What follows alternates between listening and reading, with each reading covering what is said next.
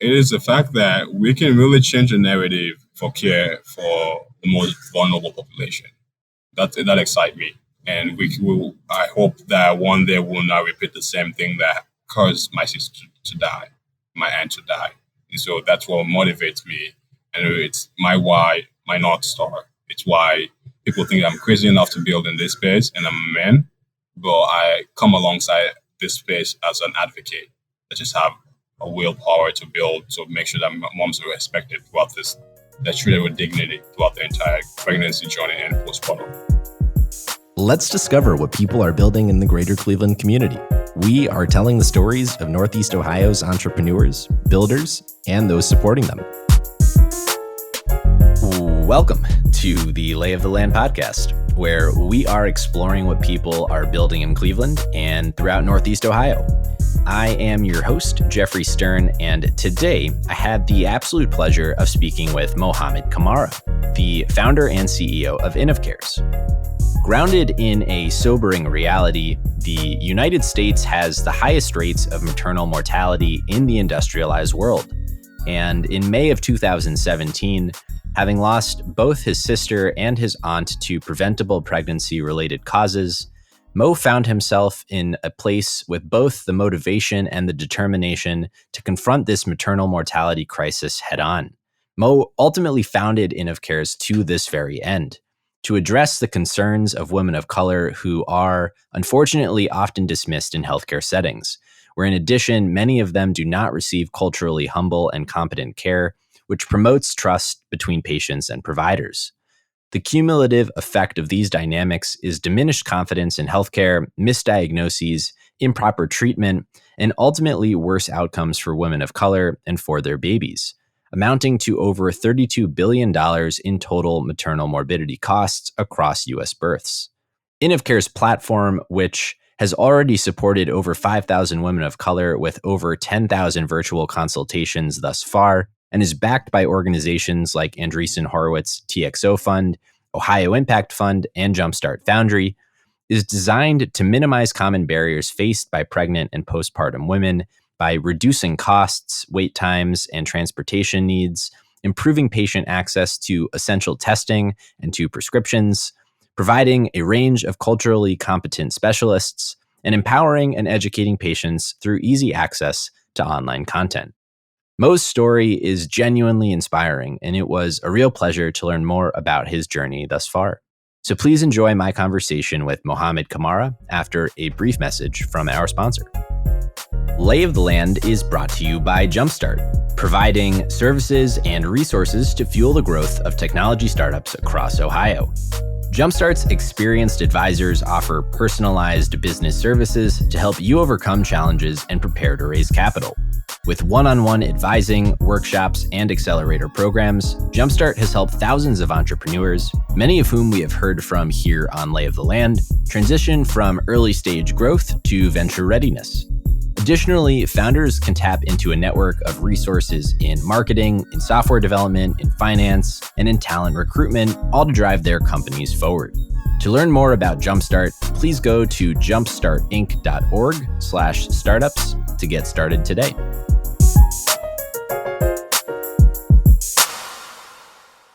Over my time here in Cleveland, I've done my best to educate myself on the most kind of pressing problems that our community faces, from things like, the general illiteracy rates to the digital divide and lack of internet connectivity and poverty rates.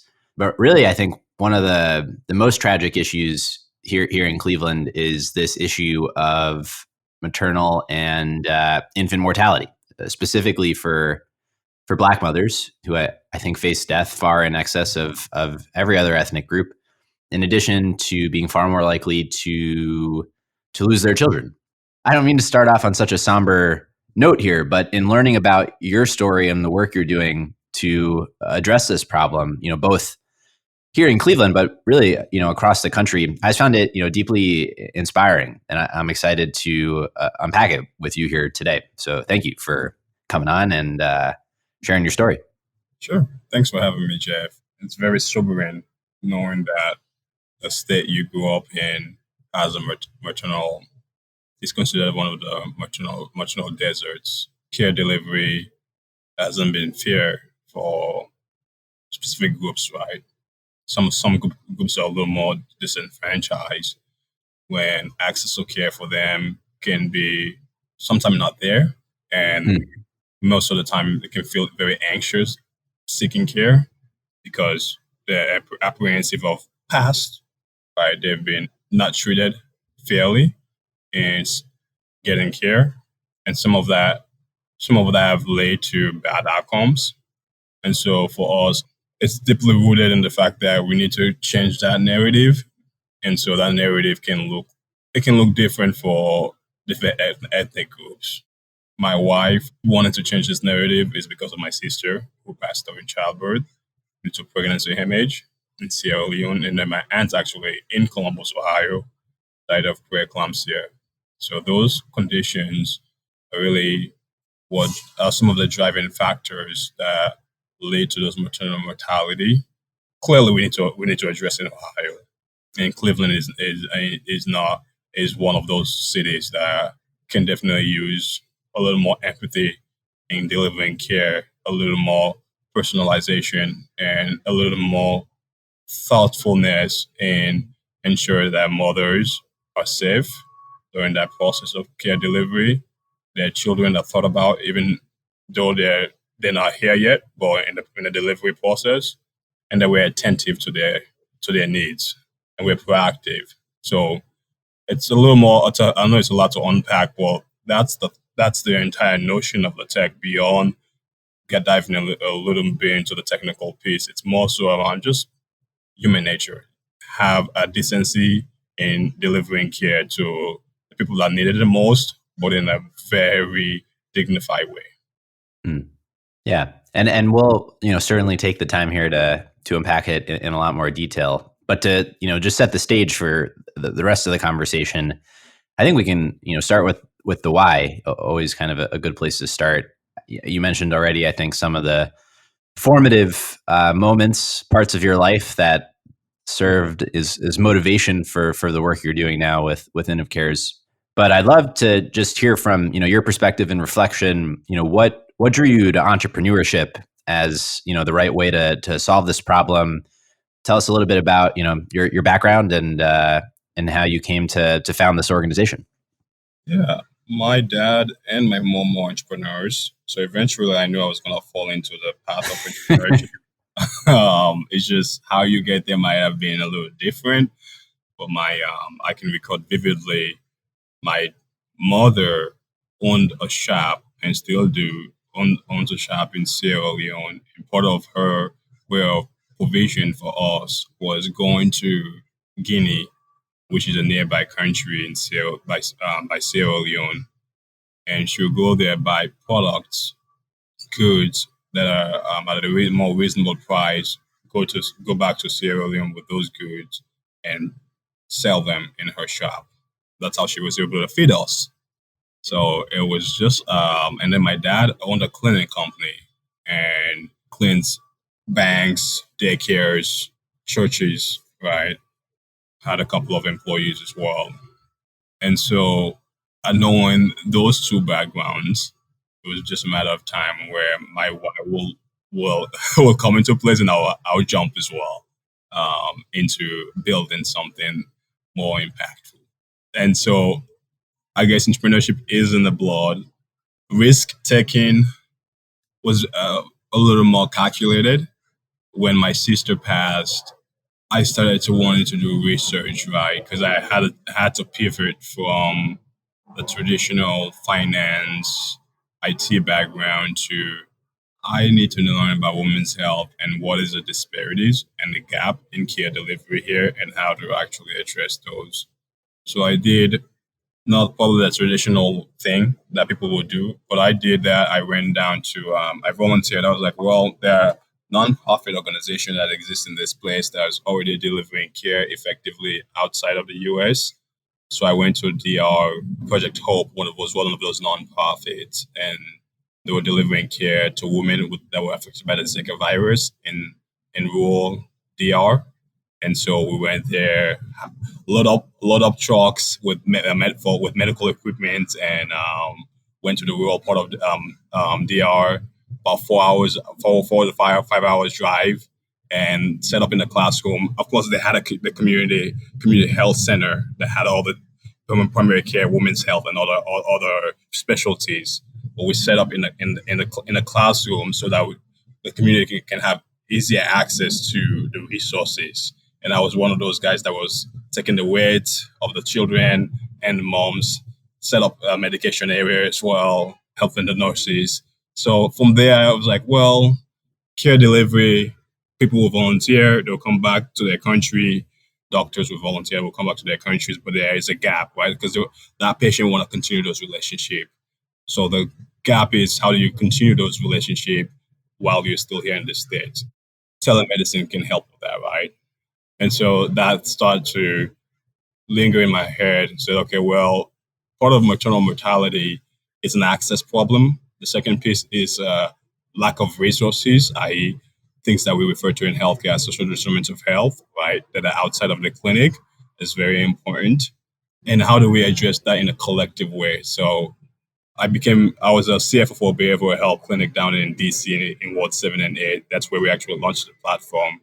And it's from there the work began, rolling up the sleeve and creating the tech, taking the risk of being I was the first investor, which meant that I took 40,000 out of my 401k to bet on myself. I mean, what a founding, impetus and journey. With really the scope and size of this problem, how do you begin to discern where it makes sense for you to start trying to address it in a meaningful way? And how did you approach, what it needed to be of value originally? So there are dark side already in the US that have gaps, that have maternal deserts. These are areas where there are limited access to care. OB-GYNs, some of them are really bad. Ohio is one of those states, fortunately. We're there. We're at the top. So it's Tennessee, Georgia, Texas. So it's knowing those parameters allows you to say, okay, where is the greatest need and where can you start? Because again, so your solution have to meet a need in order for people to actually want it. And so knowing that those are the high desert area, maternal deserts area, start first with a pilot first in some of those areas to prove out the concept that this can actually be something valuable. And I roll up my sleeve. And so when we launched in DC, it was around, we did 1,000 consults between two clinics, one a patient-centered medical home, which you can technically refer to as an FQHC, Federal Qualified Health Center, and an OB-GYN clinic. We saw 800 patients there, and there were clear value outside even of the clinic where users needed support, right? That we refer to as now as Health Tribe. This is where moms engage with each other. They do a peer-to-peer support. So these are things, everything that's outside of the clinic is super, super essential for mothers because they only have 15 minutes or so for those visits. Prenatal visits are where we catch a lot of these conditions, right? So we want to increase the number of prenatal classes that these moms are having access to so that we can be able to capture the hypertension very early on, some of the conditions that actually lead to maternal mortality, and then applying telemedicine, applying remote monitoring, ultrasounds.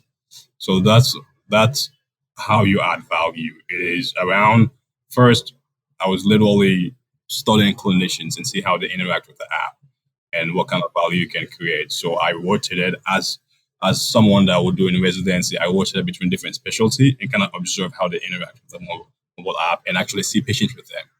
So it wasn't built from, I'm in my office, this is what I think it should be. It was underground, this is what clinicians actually need, and go build alongside them. And so just to help paint a picture of what this looks and feels like in practice, take us through the functionality, if you will, of what the beginning of this app looked like and the kind of experience that folks would have who are using it? Yeah, so again, there's two mobile apps. One of them is at the center of the mom's journey. They're just discovering the first time that they've gotten pregnant or wanting to get pregnant. We had actually a unique case where we had a patient that is in Ohio who was having a very hard time getting pregnant and had an OB-GYN that was being extremely dismissive of her needs. And so she reached out on the app, found a OB-GYN physician that was very culturally sensitive. They connected. Dr. Allody was one of those clinicians. They connected. He told her a treatment plan for her infertility. He also then prescribed prenatal vitamins, which we actually sent to the patient's home. Fast forward, he told her the treatment plan was around when she will have a cycle, when she went to engage in sexual intercourse, and to know that most of it's not just on her, it's also on her husband, and the 20% they don't know, right? And so it gave her a little confidence to say, okay, I'm going to follow this procedure, this recommendation from the clinicians. And then 3 months after, she tells the physician that she's pregnant. And 9 months after her son was here. That's the level of impact. The patient journey it is. First, they're completing an assessment virtually, and there we're capturing a lot of data around their risk factors, their need for housing, food insecurity, safety, right? Because we want the mom to be safe if they're pregnant. Yeah. Their need for mental health needs. So thinking through those components, that's the assessment. The assessment is concluded. Of course, then it's reviewed by the clinician, and then the first OB visit takes place. What's that OB visit? That's where we then engage, right? We work with clinics and outpatient clinics, and as well as hospitals. We have a kit that we give to the clinics, and the clinics can give the kit to the moms. And in there is the remote monitoring tools as well for the patients that they can monitor them at home. What it allows for the clinics is, one, it's a way for them to be able to identify risk factors very early on because they can see this in their dashboard now. But it's also, for the clinic, it's also a way for them to be able to expand their reach and increase their patient population.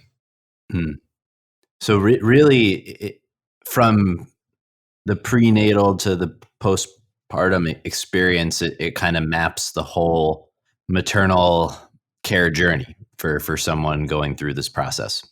Exactly. Because again, it's not just prenatal when they come in. Postpartum, intrapartum is where we actually infuse doulas, right, to help with that delivery process. Because maybe a mom may need a doula to help with that, their delivery day, to help them with their needs outside of the clinic. They can act as that much of a care navigator. Then the clinic, if they have a birth plan and they want, the doula can be the extension to advocate for her during her delivery. In that first round of pilots that you did, I'm curious how much of your learnings from all the observations that you got to do, how much of it just validated that you were on the right track, and how much of what you learned was surprising and kind of had you reorient, if at all, anything that was surprising that you took from what you were able to observe there. Yeah, we learned that certain specialties have more appetite for remote monitoring and telemedicine and support groups. There's some specialties that weren't ready yet for it. So I believe what we're doing is we're changing the narrative and bringing machine learning and AI into the obstetric space, which is more predictive analysis, predicting the risk before it gets worse, and empowering the clinician with data so that they know exactly what's happening with the patient at all times, and they can then deploy the right resources to care for that patient, rather than being surprised, like, oh, mom have preeclampsia now. There are certain things that her food intake, we capture.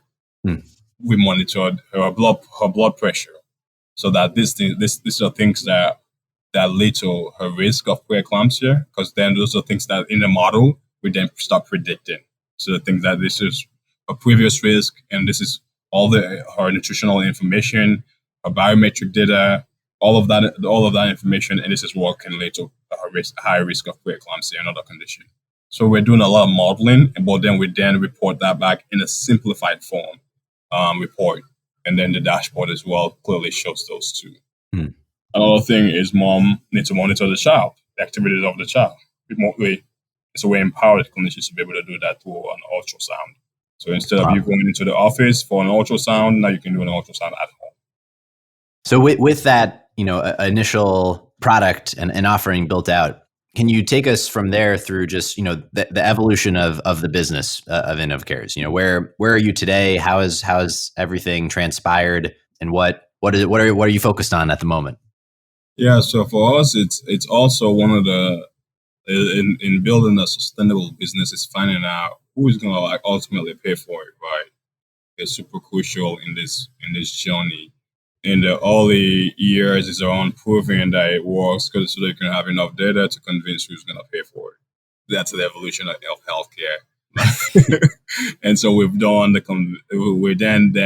started to sell to employers, and we learned that employers, yes, they love it, but there's the payer, the health insurance payer, are the ultimate people that will write the check. So you don't hey, we like it, we need to partner up with the payer. It's like, okay, well, we know who ultimately is the one that pulled the plugs in this space, and their incentive is to reduce maternal mortality because they're getting penalized for that, and they need to win RFP. So win business through the government through their RFP process, and they need a differentiated product differentiation. And so we are that. We sell to them directly. We partner up with those payers. One of them is HDSC Texas, or Blue Cross Blue Shield Texas. And we've launched with them in Dallas, and also we'll be launching with them here in Hidalgo, which is south of Texas. And one of our partner in Dallas is Healing Hands Women's Health Clinic. Their incentive is they want to. It's a beautiful clinic, beautiful federal qualified health center clinic. They have a OB/GYN, a family practice, an eye doctor place as well, a pharmacy in the building. But what they lack is the infrastructure, technology infrastructure, and we're that. Mm. So each point you're discovering the value that you bring to those. The payer pays for it, but the value that you bring to the clinic and why they say yes is because they don't have a great technology infrastructure, and that's what we provide. Mm. Relative to the, I guess what you would call the status quo today, understanding there is this gap that exists. How, are they even kind of actively tracking these kinds of problems and working to solve them today? What has been available to payers, employers, all the stakeholders to address this problem? And if there isn't something, why has that been the case? And I mean, obviously that creates the opportunity for what you're doing, but just curious I don't know if it's competition necessarily, but what are the alternatives that have been available, if any? Well, they didn't seem to be working. Whatever the alternatives are, they aren't working, and the deaths are increasing. And I think what has been the missing piece is actually not doing a lot of talking in this space and actually using data to be able to prove out where the problem is, and that's probably the gap where a lot of solutions come in, they sell to an insurance payer and like, this is what we can do, and there's no customization. What we uniquely do is we can customize. We can be a true thought partner alongside with you and customize dashboards based on the needs. And then in evolution, we can grow with you as well, right? And that's what makes us unique as a company, that we're true thought partners with these payers. They like to collaborate with us because we're actually amendable to their needs and customized. And then that's the same thing for the clinics we partner up with as well. So I think that our superpower per se is the fact that we're nimble, we listen deeply to customers, we help get them a solution that they're happy with through customization. Mm. And so ultimately, with all the work that you've done so far and raising some capital for the business as well, painting a picture for what, that future looks like if InovCares is able to achieve the vision that you would like for it to achieve, what does that, future exactly look like? What are the, obviously in service of closing this gap, reducing maternal mortality rates. But how are you thinking about the overall healthcare experience and how, it's fundamentally to be altered for women of color, for families involved, for all the folks in the process? It is a world where moms feel dignified regardless of their ethnic background or socioeconomic status. They feel as though they are heard and listened to. They can walk into a clinic and not feel tensed that, oh, this I'm going to be judged because of the way I speak and I'm not going to be listened to. That's the narrative that they can have a peace of mind, just like everybody else that goes into a hospital. They have a peace of mind that that person is going to be a true advocate and they don't have to defend themselves, right? To try to get a message across that I have a pain. You need to listen to that pain and help me solve that pain because I am the best part of that solution as well, right? It's my body and you are a thought partner in treating it. You have gone to medical school, but you don't understand my unique body either. There are different parts of my body that you probably have spent a lot of time studying, but you're ultimately not the source and expert in my body. I am the source and expert. So we are going to collaborate as thought partners to be able to solve this together and bring out a healthy baby and a life into this world. So what does that look like? Dignified care, decency in this world, right? And that's all that we're all fighting towards, so that those moms can not feel stress. Because when you create an environment where it's already stressful for that mom, they're already dealing with an unknown life. Bringing life into this world, it's very unknown, it's very tragic, it's very scary. And now you, on top of that, you're judging them and you're not listening to them and they feel paralyzed, which means they don't want to even come into your hospital. More disparity. They may have transportation issues, but how do you uniquely solve for those things? It's with a lens of empathy. Empathy goes a far better way, and then be among that a true thought partner. So it's a world where I feel at peace that as a mom I can go, and as a family that supporting that mom, we are going to be listened to. We're going to have a true thought partner that is collaborative and that can actually help us bring this happy child into this world, and we all celebrate. With that vision in mind, what is the delta? What are the barriers that you have to overcome to achieve it? And what do you think are the stages of evolution that InovCares will go through in the approach of solving this problem? So there's always a need for fuel, right? Just like in a car, before you can go from point A to B, you need some kind of fuel. So we've been very strategic in what type of fuel that we push and the lever. So that means when we're looking for partners, capital partners, they have to be alongside the same vision as us to eradicate this maternal mortality, truly. And what that look like is to have a thought partner that actually gives a damn about this issue, not just I'm gonna give you capital and run away. It's actually someone that will roll up their sleeve, because ultimately when you say yes and be on that cap table, you and I are working together, right? You walk like we work together, and you're now an employee of InovCares. And so you're gonna roll up your sleeve and make those sales calls, just like I'm rolling up my sleeve and making those sales calls. So because we all want to solve the same issue and then potentially exit, right?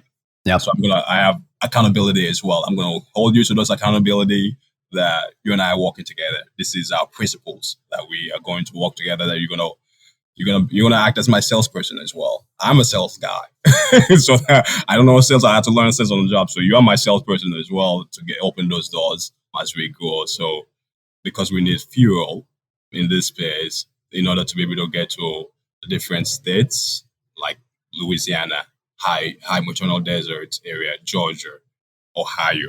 So have those people that actually want to solve this issue. It's having capital as well to hire the right people, that mission-driven individuals that want to solve this alongside us. And from there, how does the business grow and evolve? Is it in a geographic mechanism? Is it in the amount of services that you're able to offer? How do you think about How do people even interface with InovCares and know that it is available to them to use? Yeah, so again, we partner up with great payers that want to solve this issue, and so they'll find out from us through that lens, and they also can pull us up online, and we're available on iOS and Android. We have doulas, midwife, other clinicians on in the app, culturally sensitive clinicians, and then we also have support groups as well that allow the mom to engage with each other, deliver medication to patients' home. So saying all this, the growth itself is unlocking the potential of a partner like a pair that exists, right? Because HGSC Texas alone, of local sectors, has 6.8 million members. We can touch and change the lives of Texas women through those relationships. And that's how we unlock the opportunity, right? To be able to create big impact with partnering with payers. What do you foresee as the biggest challenges on the road ahead? Capitalism is always a headache. They never when you find a company, they never tell you that you're also the chief fundraising officer.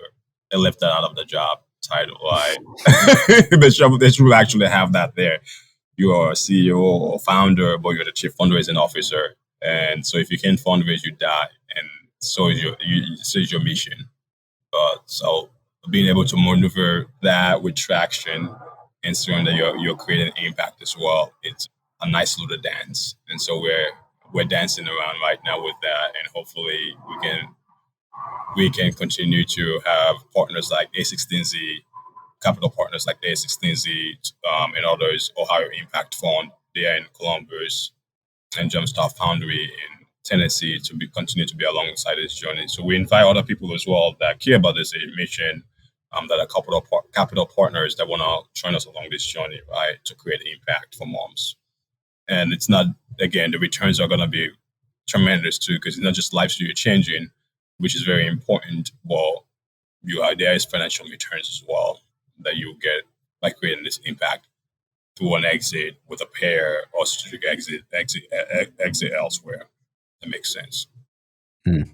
In addition to all the long tail set of responsibilities and titles that come with CEO founder that you didn't know maybe came with the job, are there other things that you've learned along the journey so far of building this company that you wish you knew, when you had started it, that you know now? Absolutely. You are wearing many hats, and one of those hats, again, as we said, is the chief fundraising officer, chief people officer. You got to attract people to be able to help you to build and take care of them. It's very important. You didn't know that you're going to be a chief people officer because maybe you probably only take maybe one human resource class in college. Maybe you pay attention. If you didn't pay attention now, then Lord have mercy. Maneuvering those relationships and doing it with grace and empathy, and having those values that are a lot that you stick by and you hold yourself accountable to in the company as well is super important. I think for us, another role I didn't know as well, but thankfully I had that skill set, was being the CFO of the company too. As you build, of course, those you start delegating those roles. But before you are all of them, you're the chief product officer too. Coding was part of my all the days of building the tech. I didn't think I would ever use a minor in computer programming. Right? So I was like, man, I'm never gonna use this. I guess I wasn't born in it. Clearly I was busy in OSU, but it was a skill set that came in handy to building the web version of the app. And then now I can actually understand the software engineers that are building too, because that's the important piece, that you can empathize with those people. And you can just say, why can't you kill or build a new feature in a day? It takes time. It actually takes time. So not having that empathy from that product engineer point of view, and not being close to customers, it's super important to understand that aspect as well, that the building and coding takes a lot of time and effort. It is, you grow to empathize with the software engineers in your team. Yeah. So all saying you wear a few hats and you pray to God that you are continuing to learn, Mm. and you execute with grace. What do you wish other people knew about this space and the work that you're doing that you find either they have misconceptions about or just are completely unfamiliar with Yeah, overall? it's a good question because most people, when they say, they were like, if someone asks me, is this a nonprofit? Is it, do you raise money? Is this, yes? So the company is venture backed. It is venture backed. It is a for profit, and it is a for profit with heart. And so we're changing the narrative to help expand care for the people that oftentimes are ignored in this healthcare space. So very key on that mission, and surprisingly, there's a lot of return that will come from that mission, right? 1.3 billion people. It's a 1.3 billion opportunity, right, to be able to serve those individuals in terms of when you think about the market. So it's really big enough, right, to be able to grow and create a niche within not just all women, because we focus on all women, but with a specialization on women of color. So that is just not Mm. black; it's also Hispanic, right? Indigenous women, Asian women. We use the term women of color because it is looking from building from that inclusive point of view. And that's where I've always wanted to be raised, very that inclusive, and even just personally, that's how my family have raised me to be thoughtful of others, be inclusive. My friends are very diverse as well, just not just in ethnic, well as thoughts. So building a company to really carry that lens as well, and be able to impact women of color and change that narrative for their care delivery process. Mm. I think you've painted a great picture, speaking to the care part of the puzzle, from assessment, telemedicine, ultrasounds, engagement, monitoring. I'm curious on the flip side of the coin, how much of the problem overall is a problem of education and the community component, and how important that is to this overall equation, and how you weigh those two pieces of it. Yeah, I mean that's heavily part of the solution, right? It's being able to educate them and say, why do you need to get your homeboy or get your significant other, your boo, why your lover? Why do you need to get them to get to that prenatal class, or just hop on Zoom and do the class virtually, or hop on our app and do the class virtually? Why is that important? Because it gives you comfort to be able to ask the right questions during your delivery, so you hold that physician accountable, and you hold the hospital accountable as well in that delivery process. You're empowered now. You can actually make sure that they're doing the right things as well by you and your standards, because ultimately they don't have an incentive to do the right things by you. But now you're Mm. empowered with the knowledge to keep them accountable, so that you can make sure that you're safe when you're delivering that baby, and as well as that child that's coming out, and your partner is there to advocate for you. So it is that triangle. Child is gonna be coming, but the mom is empowered with knowledge to know that what's in her birth plan is followed. That the father is there. If the father is not there, the doula is there to advocate on her behalf to make sure that things are done the right way. How effective is telemedicine as a tool and component of this equation as well? I mean, telemedicine has always been here, but the flexibility is also doing the assessment, using AI and machine learning to get data to the patient so that they feel empowered. Telemedicine, when a mom can make it to the clinic and they still need care, they need that knowledge, create that opportunity before they come into that clinic. It lessen the work for the providers as well, because you can capture that data so that the delivery itself is very seamless when they come walk into that clinic. You're not frantic.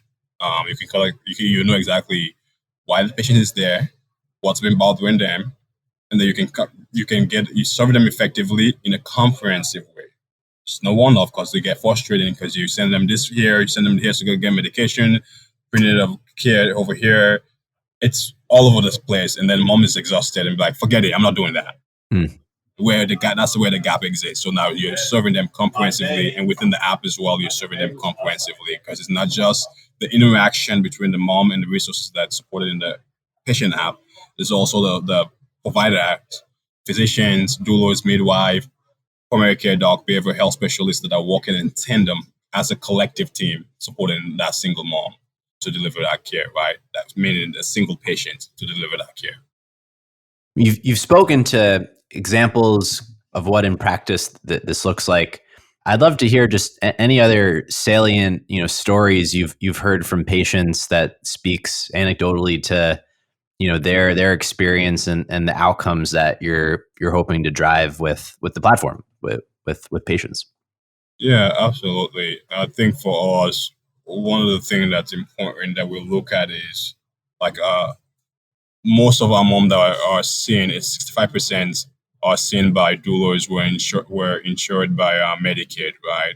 So a fourth of those moms, 28%, stated that they would not have received care if virtual care was not available. Nearly 99% felt treated with respect by their provider. Super important. The majority of those patients served were pregnant moms, 54%, and then 38% were postpartum moms. So we conduct continuity of care, right? After the delivery, it's super important to treat it, to also monitor them postpartum because that's where a lot of the deaths happen as well. So it's not just before delivery, but after delivery, very essential. And so when you think of care delivery itself, it is those nuances that patients are saying matters. If a fourth of the women, 28% said that they will not have received care if virtual care was not available, please make it available. It's super important. And so we listen to those very deeply. And that's why we exist. Mm. What are you most excited about? With an eye towards the future. It is the fact that we can really change the narrative for care for the most vulnerable population. That excites me, and we will. I hope that one day we'll not repeat the same thing that caused my sister to die, my aunt to die. And so that's what motivates me, and it's my why, my North Star. It's why people think I'm crazy enough to build in this space, and I'm a man, but I come alongside this space as an advocate. I just have a willpower to build to make sure that moms are respected throughout this, they're treated with dignity throughout the entire pregnancy journey and postpartum. Wow, that's powerful. I think we, covered a lot of ground here. I'm curious, again, in reflection on the whole journey so far, either, personally as you reflect on it or, from the business side itself, if there are any things unsaid, that we haven't touched on that you think are particularly important as part of this story. I think Ohio, we are working to get into Ohio. It's probably I am a local. I grew up in Ohio, and it sometimes can be daunting to know that I'm servicing and supporting moms in Texan moms, and not bringing the same service to Ohio moms that need it desperately. Mm. So hopefully that when I speak to you next, that narrative will have changed. That there's a need here. Whoever the gatekeepers are, get out of the way. Let's solve this issue and let's stop talking about it. Yeah, I mean, I certainly hope so. I'm going to do what I can to help make it happen.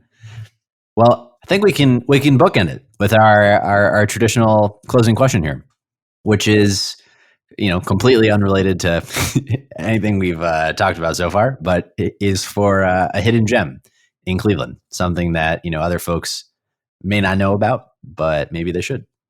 I love food, and so if you haven't gotten the chance to indulge in African cuisine, do a little Google search. There's a few African restaurants in the space as well that it is to kill for. The food is yummy. You'll be surprised that Cleveland has a lot of food to offer as well, that ethnically diverse. I was also struck by the fact that there's stuff to do in Cleveland because I came in here, the poor narrative that's been in this space because LeBron left, everybody, all the supposed level stores and businesses left with him. Whatever that narrative is, I walked into that Cleveland thinking that, like, well, no, I was challenged to say, let me come in with an open mind and discover for myself. And I'm like, okay, Cleveland. So Cleveland, you're solid. It's a good city, and looking to discover more and more things here. Amazing. Thank you again, Mo, for coming on and sharing a little bit more about yourself and the work that you're doing, which again is really inspiring and important. Thanks, Jeff. Really appreciate you inviting me on and having this dialogue. Absolutely. If folks had anything that they wanted to follow up with you about, what would be the best way for them to do so? When I am an open book, I feel as I get calls, but you can reach me at InovCares. So I'm Kamara at InovCares.com. You can reach me directly as well. Oftentimes, I think my cell somewhere is available too. I'm on LinkedIn. I'm probably more active on LinkedIn than other social media platforms. There's a podcast as well that we do called the Empowered Patient Podcast. So you can reach us there in terms of learning and listening to some of the guests that we've spoken to in this space. Some of the few venues to reach us. Amazing. Well, thank you again. Thanks, Jeff. That's all for this week. Thank you for listening. We'd love to hear your thoughts on today's show. So if you have any feedback, please send over an email to jeffrey@layoftheland.fm or find us on Twitter at podlayoftheland or at sternhefe, JEFE. If you or someone you know would make a good guest for our show, please reach out as well and let us know. And if you enjoy the podcast, please subscribe and leave a review on iTunes or on your preferred podcast player. Your support goes a long way to help us spread the word and continue to bring the Cleveland founders and builders we love having on the show. We'll be back here next week at the same time to map more of the land. The Lay of the Land podcast was developed in collaboration with the Up Company LLC. At the time of this recording, unless otherwise indicated, we do not own equity or other financial interests in the company which appear on this show. All opinions expressed by podcast participants are solely their own and do not reflect the opinions of any entity which employs us. This podcast is for informational purposes only and should not be relied upon as a basis for investment decisions. Thank you for listening, and we'll talk to you next week.